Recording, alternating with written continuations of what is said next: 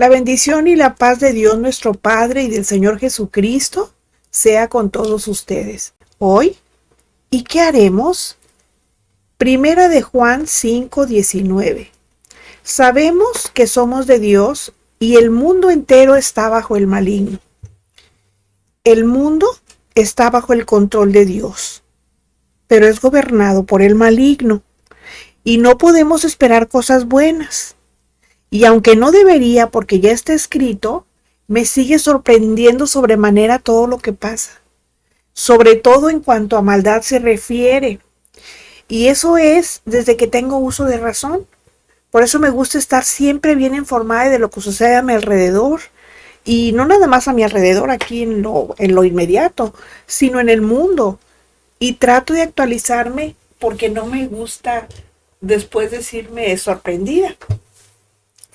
Y lo menciono porque la sociedad en que estamos viviendo pues está en un deterioro acelerado, va en picada, pero no se ha dado cuenta. Hagan de cuenta que son como las ranas que meten en agua y mueren sin enterarse que se estaban quemando. Y no se han dado cuenta porque ninguna mente carnal puede entender las cosas espirituales. Podemos usar un lenguaje obvio y mostrar evidencias, pero quien no tiene entendimiento espiritual es ciego, y aunque la luz sea la más clara, no le es suficiente para ver que los principios éticos, los principios morales, los principios espirituales dados por Dios se han dejado a un lado, y eso es lo que ha llevado a un verdadero desorden moral. Mateo 5 del 13 al 16 dice: Vosotros sois la sal de la tierra, pero si la sal se desvaneciere, ¿con qué será salada? No sirve más para nada, sino para ser echada fuera y hollada por los hombres. Vosotros sois la luz del mundo. Una ciudad asentada sobre un monte no se puede esconder, ni se enciende una luz y se pone debajo de un almud, sino sobre el candelero, y alumbra a todos los que están en casa. Así alumbre vuestra luz delante de los hombres, para que vean vuestras buenas obras y glorifiquen a vuestro Padre que está en los cielos. Esta es una gran distinción, que el Señor Jesús nos considere sal de la tierra y luz del mundo. Pero también es una gran carga de responsabilidad que deposita sobre nuestros hombros, porque imagínense, no nos está diciendo que tenemos que ser, nos dice que ya somos. Y lo somos porque si en nuestro presente mantenemos una profunda relación con Él, tenemos la gracia divina para poder vivir en el mundo sabiendo que no somos del mundo, porque nuestra ciudadanía, pues ya sabemos que está en los cielos. Nuestra única función aquí es que entre más luz seamos para el mundo perdido, más testimonio daremos de que sus principios, o sea, los principios del Señor Jesucristo, los principios de Dios, son nuestros principios. Cuando yo hablo del mundo me estoy refiriendo a las personas. Bueno, así que si somos cristianos, somos importantes y tenemos un papel igual de importante que desempeñar como sal de la tierra. La sal preserva y los cristianos ayudamos a preservar lo que es bueno en la sociedad en que nos desenvolvemos. Somos agentes que sazonamos y en cierto sentido, pues podemos ayudar a preservar los principios éticos, morales y espirituales de Dios en todos los aspectos de la vida. Pero para que la sal sea eficaz, debe entrar en contacto con el alimento que va a preservar. Y nosotros, para mostrar nuestra eficacia, pues debemos estar involucrados en el lugar donde vivimos o nos desenvolvemos. Esto plantea cierta responsabilidad, porque no necesariamente somos agradables para la vida, la forma de vida dominante del mundo. Entonces, ¿qué hacer si queremos ayudar a conservar los principios bíblicos en la sociedad si somos rechazados por ello? Porque miren, abstenernos de hacerlo, esa no es la respuesta correcta para un cristiano comprometido. Pero aunque es un desafío vivir en el mundo, nosotros debemos mantener nuestra salinidad, o sea, nuestro sabor, porque eso es lo que nos hace ser distintos. Es un acto de equilibrio el que estamos llamados a mantener. Si Jesús nos dijo, ustedes son la sal de la tierra, entonces como cristianos no solo debemos de guardar nuestra santidad personal, sino también tocar la vida de los demás siendo testimonio para ellos. ¿Cómo lo vamos a hacer? Pues dejándoles de manifiesto que los principios bíblicos orientan nuestro caminar y puede hacerlo con ellos también, sin olvidar que en todo momento nosotros estamos siendo observados y no debemos de ser doble cara. O sea, no debemos de ser cristianos en la iglesia, pero no fuera de ella, porque entonces estaríamos siendo hipócritas. Entonces, si realmente somos conscientes de que nuestra condición de cristianos es como la sal y la luz, pues debemos de cuidar esa categoría que se nos ha dado, porque nos podemos volver inservibles como la sal cuando pierde su sabor, o como un foco fundido. Porque en estos tiempos de anarquía por todos lados, es necesario que nos mostremos como lo que somos. Luz del mundo y sal de la tierra, para estar en condiciones de responder a la pregunta que hace el salmista en el Salmo 11:3, cuando dice, si fueren destruidos los fundamentos, ¿qué podrá hacer el justo? Segunda Timoteo 3:16-17. Toda escritura es dada por inspiración de Dios y es útil para enseñar, para redarguir, para corregir, para instruir en justicia, para que el hombre de Dios sea perfecto, enteramente preparado para toda buena obra. Sin embargo, la mayor preocupación y ocupación de los cristianos tiene que ser que en lo personal logremos mantener una relación correcta con Dios, y como iglesia que tengamos en mente un pensamiento firme. Nosotros, los cristianos, creemos que la Biblia es su palabra, porque realmente lo es. Pero no solo es eso. También debemos de creer que su mensaje es único y suficiente, y que no necesitamos nada más. Porque, ¿qué haremos si los cimientos de nuestra fe son destruidos? Salmos 119:105. Lámpara es a mis pies tu palabra y lumbrera mi camino. En el mundo hay muchas sectas, muchas, proliferan por todos lados. La mayor, pues ya sabemos que es la romana, y cada una de ellas tiene su propia literatura, a diferencia de los cristianos que solamente tenemos la escritura como autoridad. En ella están nuestros fundamentos, o sea, está la base de la iglesia que Cristo fundó. Y aunque hay libros escritos por cristianos reconocidos, que algunos sí por su buena doctrina y otros pues por el contrario, a la hora de escoger la base de nuestra enseñanza, nuestra autoridad debe ser la Biblia. Y si alguien nos llega con un libro de Mormón bajo el brazo, con una atalaya, con un Corán, con unas profecías de Elena G. de White, pues no es cristiano. Por eso su fundamento para la enseñanza, pues es otro, no tiene la Biblia como prioridad. Esa es la diferencia entre un cristiano y un sectario. Y eso es lo que nosotros debemos de puntualizar y defender. Ese es un principio de la apologética. Defender la escritura, porque la escritura es la palabra de Dios. Éxodo 20:13 dice, no matarás.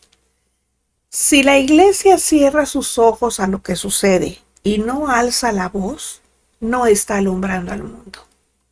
Es el mundo quien la está deslumbrando.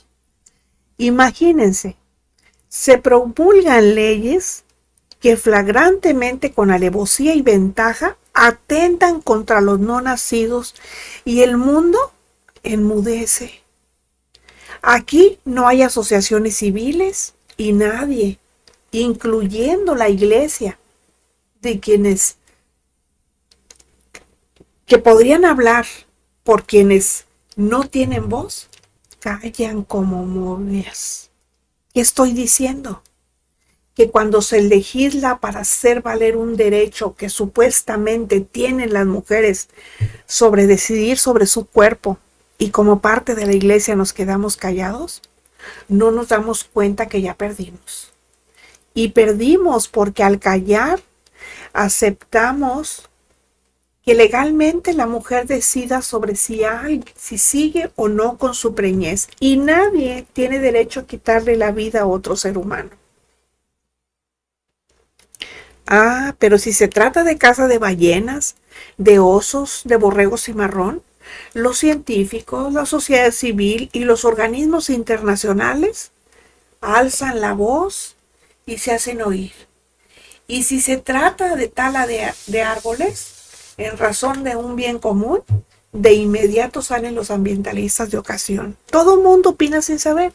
Se desgarran las vestiduras y aunque no conozcan las circunstancias ni las razones, pegan el grito en el cielo como si la flora y la fauna fueran más importantes que la vida humana. Así estamos ahora, con los valores invertidos. ¿Se fijan por qué estoy hablando de principios? Porque este es un ejemplo. Aquí estamos viendo que los valores no son como los principios que marca Dios, porque los valores dependen de la visión que tenga cada persona. Y esto nos habla que estamos viviendo en medio de una sociedad podrida. Y nosotros no hacemos nada por llevar el evangelio para que las personas sepan que hacer eso no es correcto delante de Dios. ¿Y qué haremos si los cimientos de nuestra fe son destruidos? Mateo 15:69 dice: porque del corazón salen los malos pensamientos, los homicidios. Dios conoce no solo nuestros actos, también lo que los motiva. Conoce los pensamientos que anidan en nuestra mente y se convierten en acción. Y los sentimientos y deseos que inundan nuestro corazón, también los conoce. Y los cristianos tenemos muy claro que no podemos ocasionar la muerte física de ninguna persona. Y sabemos que si lo hacemos, merecemos no solo la justicia terrenal, merecemos la condena divina. Tampoco ignoramos que en estos actos hay una víctima agredida, que es inocente, y un victimario. Y no es posible que como iglesia permanezcamos ciegos y mudos ante tales horrores, sobre todo considerando la indefensión de las víctimas. Eso no lo debemos ver como normal porque no lo es y merece toda nuestra condena. 1 de Samuel 3:13. Y le mostraré que yo juzgaré su casa para siempre por la iniquidad que él sabe, porque sus hijos han blasfemado a Dios y él no los ha estorbado. Recordemos que Elí era un sacerdote y sus hijos cometieron actos vergonzosos, pero él no los frenó. Solo se limitó a molestarlos tibiamente. ¿Pero por qué lo haría así? Una razón es porque el castigo fuerte no gusta a nadie y él prefirió ser un padre barco, o sea, un padre buena onda, solapador, actuando como si haber blasfemado contra Dios no hubiese sido una falta grave. ¿Y todos saben por qué? Por miedo. Así es cuando muchos padres ven que sus hijos andan fuera del orden de Dios, que el sábado por la noche se caen de borrachos y el domingo llegan a la despedida del culto y los disculpan diciendo que son jóvenes. Se comportan con la misma inmadurez que ellos, la misma irresponsabilidad, porque pasan por alto que tienen una carne que los domina y son indiferentes a las cosas de Dios. Y permanecen indiferentes. Pero, ¿qué haremos si los cimientos de nuestra fe son destruidos? Salmos 119:9. ¿Con qué limpiará el joven su camino? Con guardar tu palabra. ¿Con qué limpiará? Indica que ya está manchado con el pecado. Por ende, lo que necesita saber, suponiendo que ya es salvo, pues no es tanto cómo lavarse, sino cómo mantenerse limpio, cómo limpiarse del pecado que viene cometiendo. Y el salmista se responde a sí mismo diciendo, con guardar tu palabra. La palabra de Dios protege de la tentación. En medio de la lucha, pues los jóvenes no saben cómo hacer frente a las tentaciones. Y algo que como padres y como iglesia no debemos de olvidar para que nuestros jóvenes no se pierdan, es acompañarlos en sus batallas, es interesándonos en sus proyectos de vida y guiándolos a que conozcan más los consejos bíblicos para que se mantengan viviendo en santidad. Tenemos que hacerles saber que el pecado es un problema legal contra las leyes de Dios, porque las han infringido y es inexcusable para todos.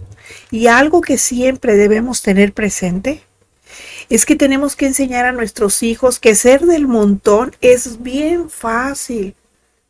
Para ser como los del mundo no hay que hacer mucho esfuerzo, solo hay que darle rienda suelta a la carne y el pecado sale solito. Pero así como Dios es amor, también es justo.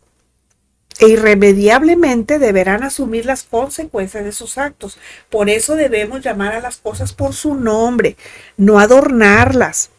No tenemos que ser políticamente correctos. Lo que tenemos que hacer es decir la verdad en amor. Y la verdad es, estás en pecado y el pecado es inexcusable. Jeremías 44:17.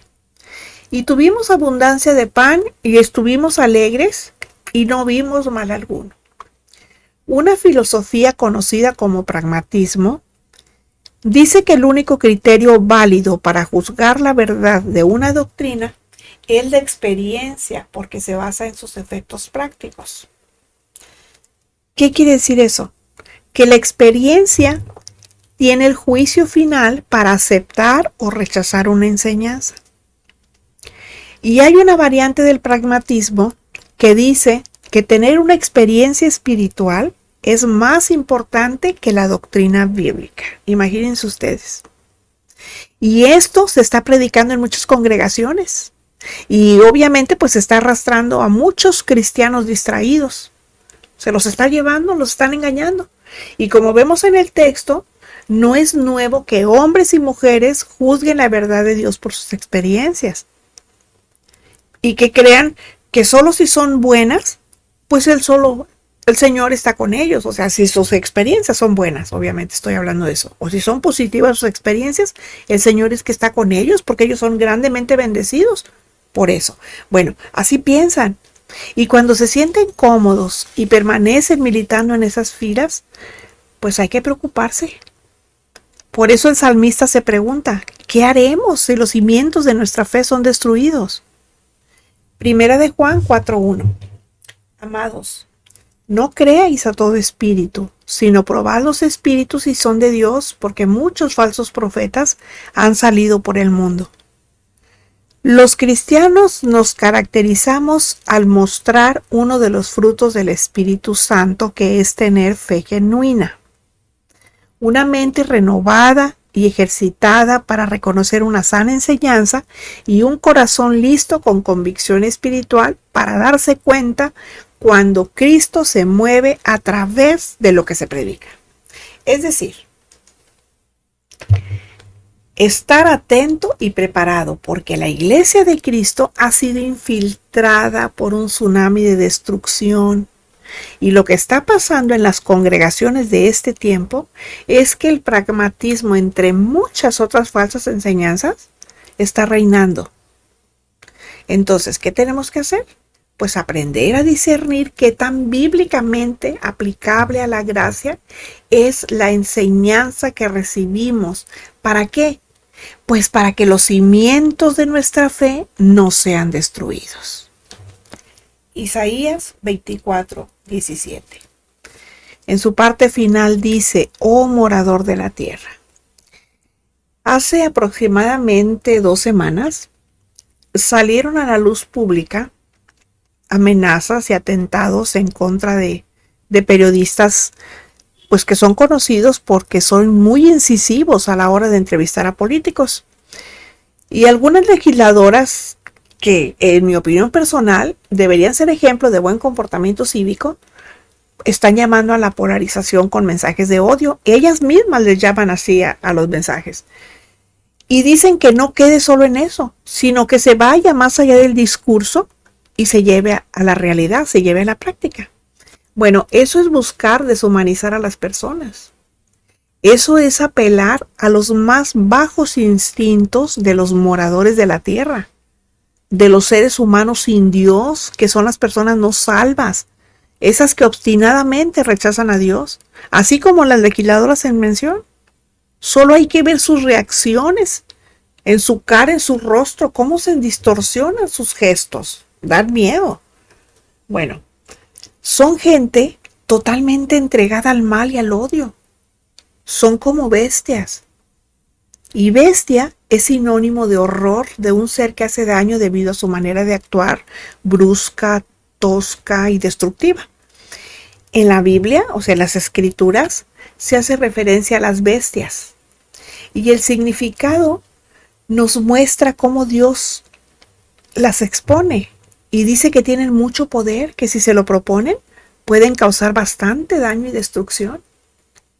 Y entonces vemos que para las bestias moradoras de la tierra, el horizonte de sus vidas está ligado a lo que les ofrece el mundo. Y como son bestias, pues su inteligencia es orientada por sus instintos, no por su conciencia, y la experiencia del momento. ¿Por qué? Pues porque no saben dialogar, no tienen argumentos, y aunque pertenecen a una comunidad de personas muy respetables, entre comillas, no tienen razonamiento moral.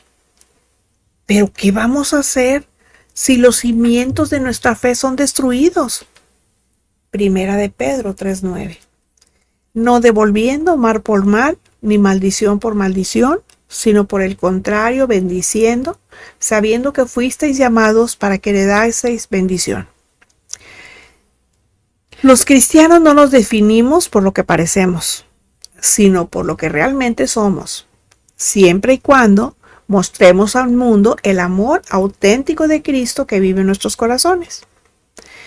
El Evangelio es una propuesta de vida que debemos hacer a los moradores de la tierra de hoy para que dejen de existir ensimismados, pensando que ellos son lo más importante que hay. Por eso ya lo veíamos semanas atrás, la evangelización es necesaria para anunciar al mundo que el amor de Cristo es el que llena nuestros corazones, es el que nos hace diferentes, nos hace ser personas, nos hace humanos conscientes que hay algo más allá de la muerte. Entonces, ¿qué tenemos que hacer? Pues enseñar al mundo que el amor a Dios y al prójimo es uno y que solo cuando nos amamos unos a otros entendemos lo que es Dios. Porque el amor cristiano configura al ser humano con Cristo y lo transforma como el mensaje mismo. No se nos olvide que los cristianos debemos ser la Biblia que leen los inconversos. Y tenemos que enseñarles que no solo tenemos las palabras de Dios en nuestras Biblias, sino que su palabra ha marcado nuestras vidas. ¿Para qué? Para que los cimientos de nuestra fe no sean destruidos. Génesis 19:5. Y llamaron a Lot y le dijeron: ¿dónde están los varones que vinieron a ti esta noche? Sácalos para que los conozcamos. Hace unos 3 años, cuando todavía nos permitían pasar el puente, andábamos, pues ya saben ustedes, comprando alimentos. Y los niños, pues ellos no se aguantan. Y pues ándale, que entro al WC con mi nieto. Y me sorprendí mucho porque estando con él, o sea, yo lo entré con él, pero al de damas, ¿verdad? Y estando adentro con él, que hacía lo propio, de repente oigo una voz muy grave. Y vi a mi esposo que estaba allá afuera, pues vigilando, ¿verdad? Porque pues yo estaba adentro. Y cuando salgo, pues efectivamente veo que ahí viéndose al espejo estaba una persona que, pues por el registro de su voz era hombre, pero por su maquillaje, su ropa y la delicadeza de sus modales, porque era más delicado que una mujer, bueno, pues ustedes ya me entenderán. El caso aquí es que el tema de los homosexuales, aunque tiene sus inicios desde el Génesis, y aunque antes estaba oculto, ahora es bastante actual. Y viene siendo tocado y visto pues con mayor naturalidad. Y esos que enarbolan la bandera de 6 colores, imitando por cierto el arco iris que tiene 7, buscan reivindicar a través de las leyes lo que consideran, según esto, sus derechos. Buscan reconocimientos y buscan igualdad, como si ya no estuvieran ya consagrados en la Constitución. Bueno, pues a ese grado hemos llegado. Ya no hay ningún recato. Ya se pasean por todos lados de manera normal. Y la iglesia pues lo trata muy poco. Se le saca la vuelta, porque si se toca el tema, pues podemos parecer moralistas. O los hermanitos, me refiero a los ancianitos, en la iglesia pues se pueden ofender si tocamos esos temas. Pero ¿qué vamos a hacer si los cimientos de nuestra fe son destruidos? Primera los Corintios 6:9 dice, ¿no saben que los injustos no heredarán el reino de Dios? No erréis, ni los fornicarios, ni los idólatras, ni los adúlteros, ni los afeminados, ni los que se echan con varones, ni los ladrones, ni los avaros, ni los borrachos, ni los maldicientes, ni los estafadores heredarán el reino de Dios. La iglesia del Señor está llamada a hacer luz en medio de las tinieblas. Y como enseña Pablo, los cristianos no debemos tolerar el pecado. Romanos 6:23 dice, porque la paga del pecado es muerte, mas la dádiva de Dios es vida eterna en Cristo Jesús, Señor nuestro.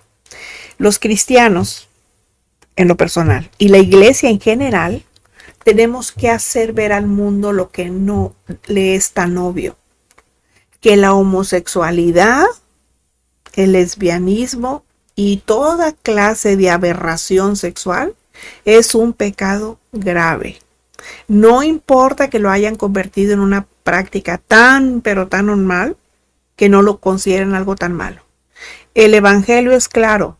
El pecado lleva a la muerte eterna y no debemos pasarlo por alto. Ahora, de ninguna manera pretendo dar clases de moral a nadie, cada quien.